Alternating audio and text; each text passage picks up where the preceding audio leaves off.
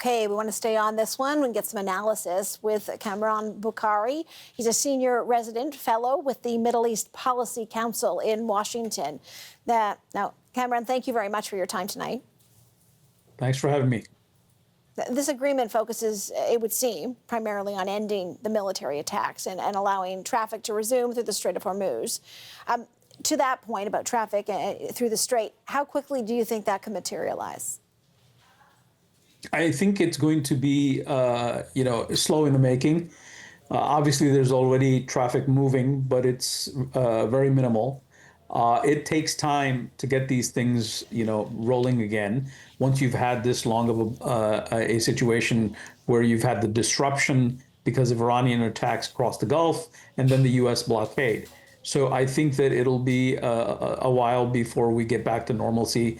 But all depends on what happens in the next 60 days, because this is just a preliminary agreement. A lot of the details have to be fleshed out. I mean, you're talking 60 days. I think some people are almost wondering about the next 48, 72 hours here. If nothing's been signed and won't be, I guess, until Friday. How optimistic are you?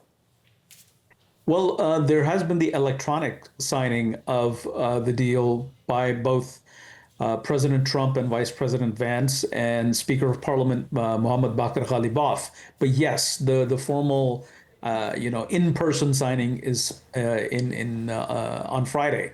Look, it's too early to say. I don't think they came this far only to have everything collapse. I think that we're going to get through Friday, most likely. But the tough time is ahead in those 60 days. You have a 1.5-page memorandum of understanding, according to the vice president. That has to be fleshed out. And that's why they gave themselves 2 months to discuss. And there's a lot of things that they have to unpack and a lot of details to be worked out. Yeah, and so far, or maybe I say already, we've got specific terms of this deal which have not been released, but both sides continuing to seemingly make conflicting statements about what the terms are here. And again, we don't actually know yet, but what does it say to you about how, I was going to say easy, but I don't think it will be easy. I don't think there's anybody who thinks it would be easy for this deal to, in 60 days, be completely fleshed out. But what are your thoughts on those conflicting statements?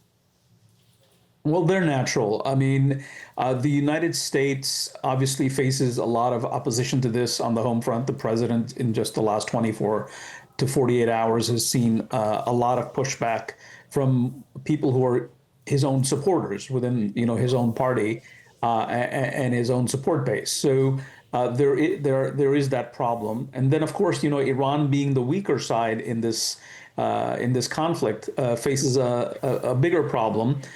Which means that the Iranians have to resort to information operations.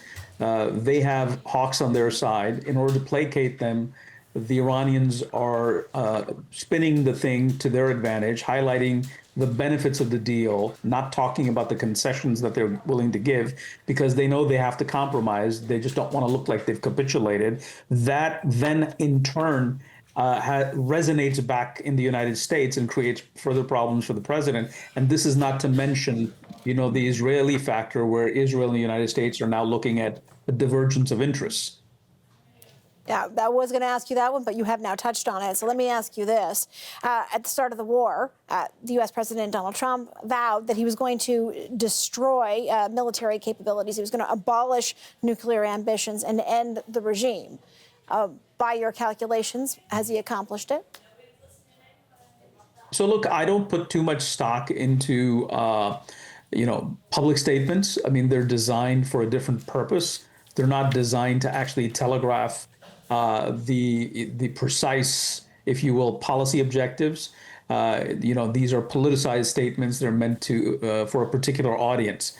As far as preventing Iran from having a nuclear weapon, well, we will see. I mean, we have a framework deal, which is the Memorandum of Understanding.